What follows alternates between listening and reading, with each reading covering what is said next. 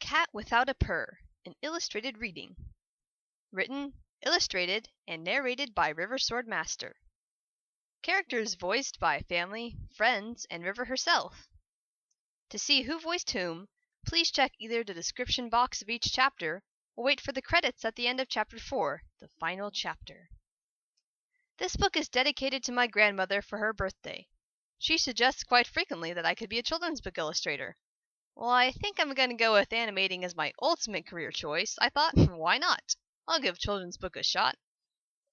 The original concept of The Cat Without a Purr is from my grandma, who mentioned this as her ideal story plot, though she didn't actually know I was making it into a book.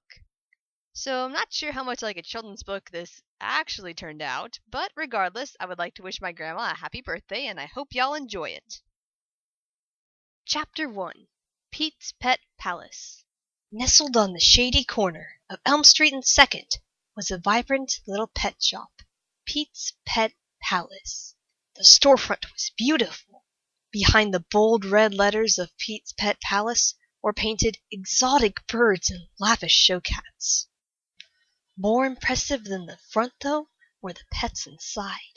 Pete and his employees took very good care of them, from the tiniest neon tetra to the largest lolloping Labrador. Walking in, beaming behind their aquariums and cages, were cuddly kittens, magnificent macaws, giddy guinea pigs, and many more pets of all shapes and sizes. Stacked neatly on the shelves in the back were the best, top-of-the-line pet care products. Bouncy chew toys, flaky fish food, cat play towers, anything a pet owner might desire. Today was a very special day for the pet store. The 3 kittens that Pete had been raising were finally 12 weeks old. While this may not sound very old for a human, these 3 kittens were finally ready to be adopted into a new home. They were Taco, the white and black spotted, blue-eyed kitty, with a silly giggle and a love for playing. Her brother, Simon, with his orange tabby coat, blue eyes, and nervous, quiet nature. And their older sister, Amy, the calico cat. Needless to say, all 3 had been looking forward to the day they would get a new home, and it was finally here. The store's gonna open soon, Taco mewed to her siblings. She was hopping back and forth around their pen. Oh, I hope they want a kitten. Simon, however, had his ears tucked back and his tail twisted nervously about himself. Are you sure? He asked. I mean, usually they only want one at a time, which means I might never see you again. Amy, who had been staring out of the bars of their cage, turned her vibrant green eyes back at her brother. Well, I guess that's true. But we're practically all grown up now. Everyone has to go their separate ways at some point. Mom's not with her siblings anymore, and she's still happy, she replied. Besides, squeaked Taco, knocking over her brother with a playful nudge.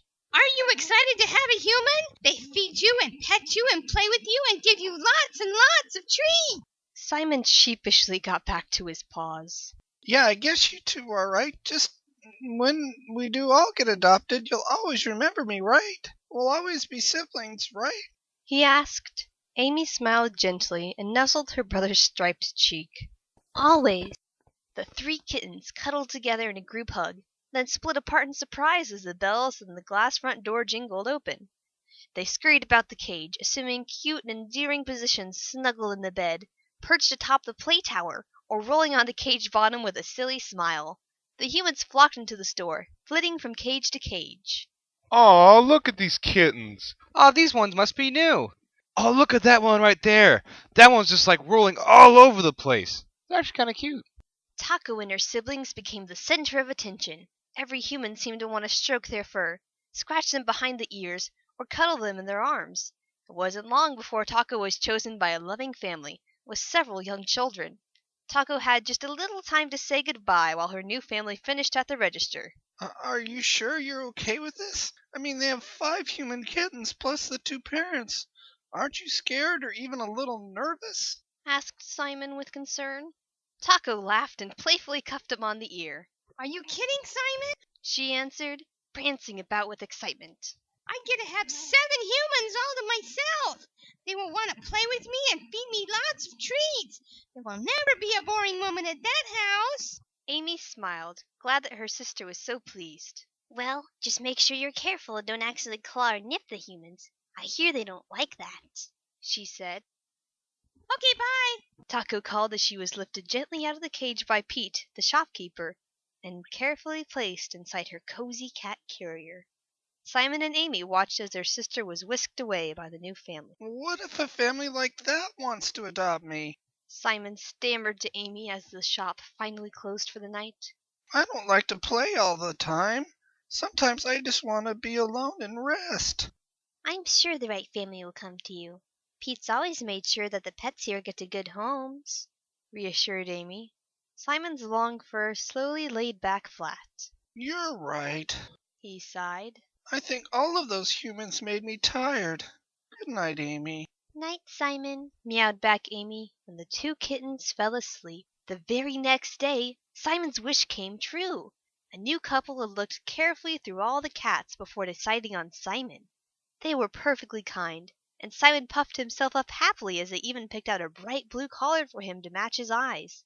They gave him a bit of time to say goodbye to Amy. Won't this be nice, Amy? sighed Simon, admiring his new collar in the reflection of the water dish. It'll be such a nice home to live in, I think. The humans seem very nice, at least.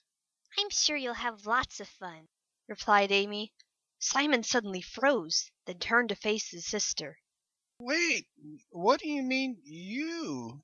You're coming too, aren't you? Amy, I thought they were getting both of us. He said, panicked. No, just you.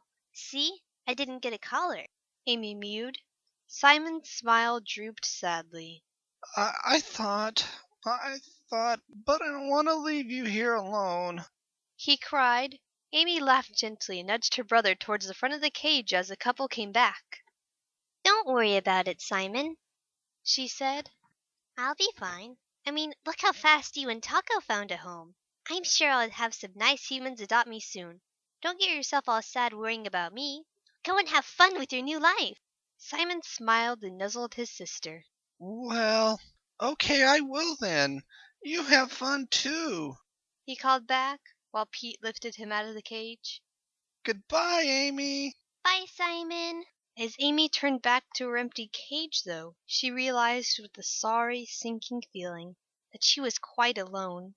Though she was glad that her brother and sister had found a home, while she curled up alone that night, she wondered how long it would be until she also got a home, too. I'm sure tomorrow there'll be someone wanting a kitten, she said to herself. And with a yawn, Amy fell asleep.